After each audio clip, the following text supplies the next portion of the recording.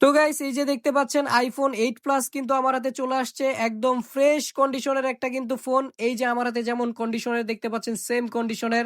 তো আগের যারা ২ টা iPhone 8 Plus নিতে পারেন নাই, যারা আক্ষেপ করছেন তাদের জন্য কিন্তু আরেকটা কিন্তু গুড অপরচুনিটি চলে আসছে।